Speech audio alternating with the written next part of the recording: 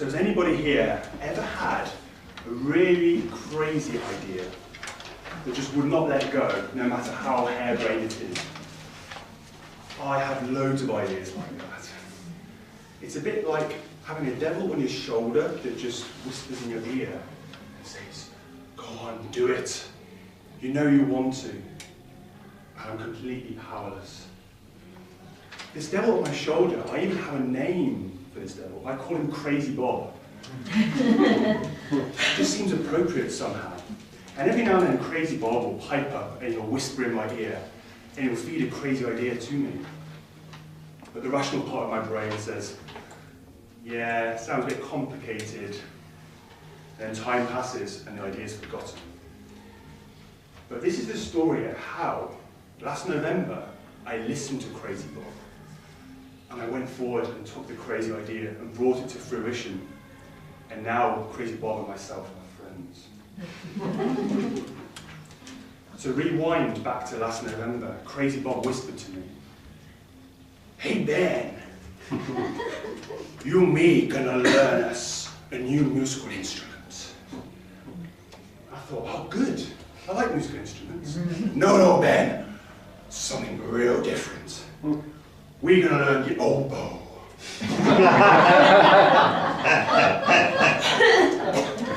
Okay, oboe. I know nobody who plays any woodwind instruments. I know nothing about them, but Crazy Bob had me in his hands, and I could not let go.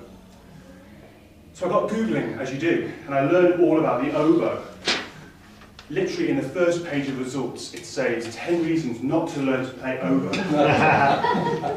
And the first result is that for the first 2 years of playing, you'll sound literally horrifying.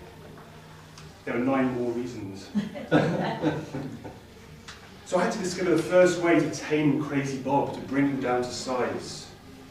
That first approach was to take small steps. So instead of running out and buying an oboe, I just bought one of these. Now I don't know what you know about woodwind instruments, but they work with a reed. A reed is a piece of cane hollowed out, flattened at one end, so when you blow through it, it vibrates. And I thought, well, if I can learn to make a sound with this, at least I've cut the problem down a little bit, and now it's not completely harebrained. So it arrived, and I put it to my lips and blew. It wouldn't be that easy. So I practiced every day with the reed, every day, learning how to soak it and prepare it.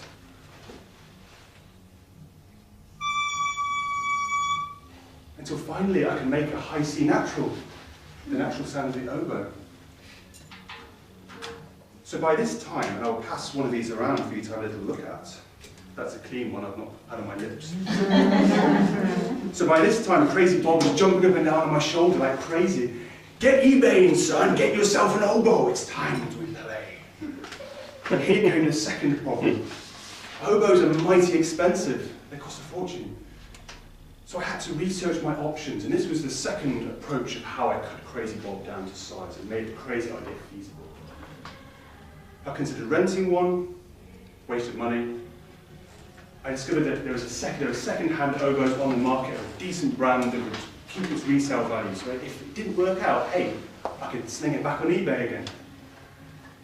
So imagine my excitement when this arrived on my desk at work.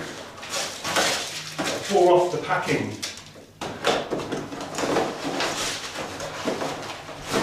And here it came, beautifully wrapped in bubble wrap.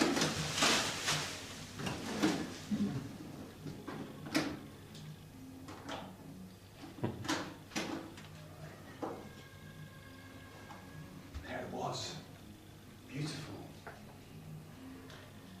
Here came the third problem.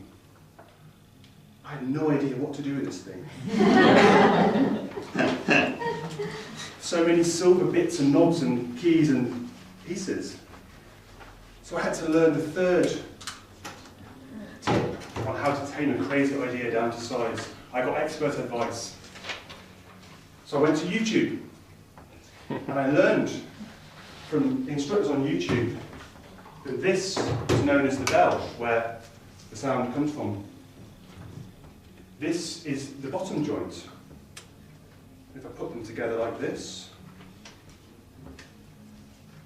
And finally, this is the top joint.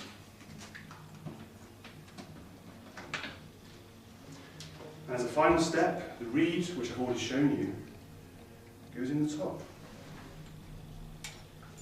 By this point, imagine Crazy Bob on my shoulder. He was giving me a mighty shove, jumping up and down like crazy. Now's the time you can just make that beautiful tone that you got so allured by. So I went ahead, I blew.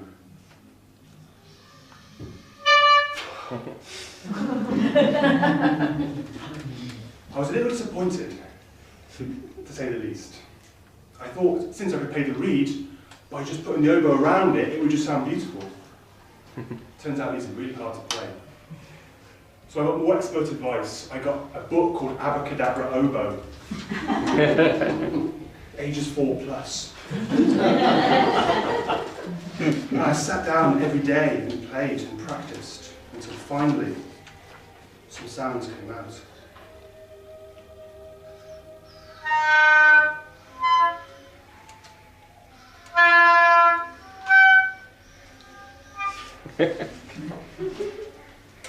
Today, the sounds aren't so good. It was beautiful.